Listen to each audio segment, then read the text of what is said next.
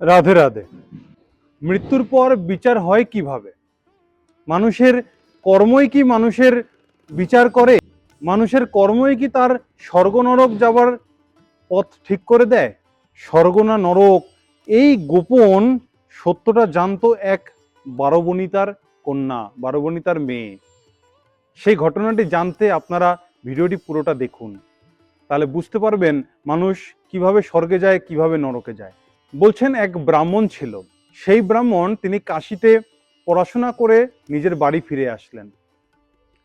একদিন তিনি মাথায় মাথায় করে বই নিয়ে শহরের পথে যাত্রা করলেন, শহরে যাচ্ছেন। হঠাৎ যেতে যেতে বৃষ্টি আরম্ভ হলো। তিনি এক জায়গায় দাঁড়িয়ে গেলেন এবং যেখানে দাঁড়ালেন সেটা হচ্ছে এক বারবণিতার দরজার দোচালায় দাঁড়িয়েছেন বৃষ্টির থেকে বাঁচার জন্য। যাই হোক, এমন সময় একটা মৃতদেহ নিয়ে কয়েকজন লোক যাচ্ছে, হরিবোল ধ্বনি করতে করতে যাচ্ছে, যেমন যায়। এইবার ভেতর থেকে বারবণিতা গলা জোর উঁচু করে বলল একটা মেয়েকে যে যা তো, গিয়ে জেনে আয় লোকটা নরকে গেল না স্বর্গে গেল। এবার মেয়েটি বারবণিতার কথা অনুযায়ী যারা নিয়ে যাচ্ছিল মৃতদেহ তাদেরকে গিয়ে জিজ্ঞাসা করলো। জিজ্ঞাসাবাদ করে টোরে এসে বারবণিতাকে জানালো যে লোকটি নরকে গেছে। ঠিক আছে, ভালো কথা। কিছুক্ষণ পরেই আরো একটা মৃতদেহ যাচ্ছে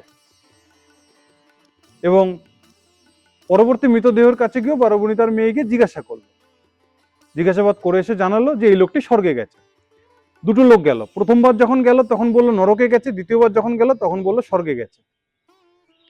এইবার ব্রাহ্মণটার মনে বড় কৌতূহল জাগলো যে আমি এত বিদ্যা অর্জন করেছি, কিন্তু মানুষ নরকে গেল না স্বর্গে গেল এই বিদ্যাটা তো শিখতে পারলাম না এখনো পর্যন্ত। এই বিদ্যাটা কি করে শেখা যায়? তার কৌতূহল বশত সেই ব্রাহ্মণ বারবণিতার গৃহে প্রবেশ করলো। এবার বারবণিতা সেই ব্রাহ্মণকে দেখে বুঝতে পারলো যে যে এই কোনো বাজে মতলবে আসেনি। বারবণিতা জিজ্ঞাসা করছে যে ব্রাহ্মণদেব কেন এসেছেন আপনি, কি প্রয়োজন আপনার? ব্রাহ্মণদেব তখন বলছেন যে মা শোনো। তখন বারবণিতা থামিয়ে দিয়ে বললো আপনি আমাকে মা বলবেন না, কারণ আমি আপনার মা হওয়ার যোগ্য নই। তখন ব্রাহ্মণ বলছে দেখো, তুমি আমার মা বোন হওয়ার যোগ্য, তুমি আমার মা বোন হবার যোগ্য, তাই তোমাকে আমি মা বলে সম্বোধন করছি।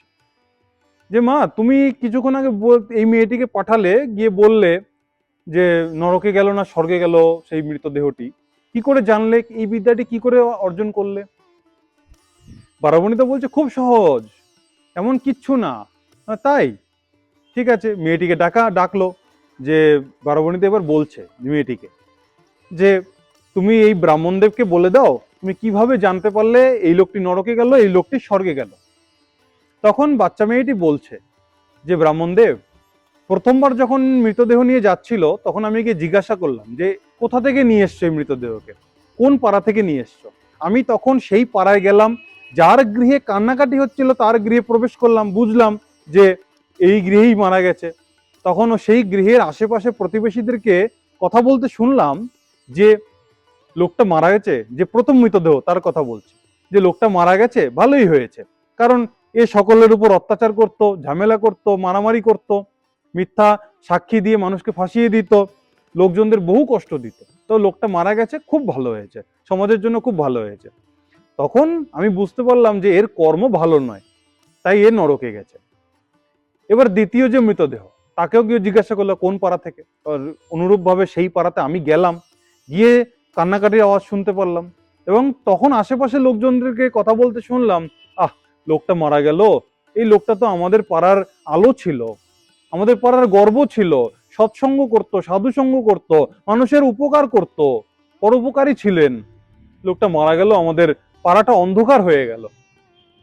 তখন আমি বুঝতে পারলাম যে এই লোকটার কর্ম খুব ভালো, এই লোকটা স্বর্গে গেছে।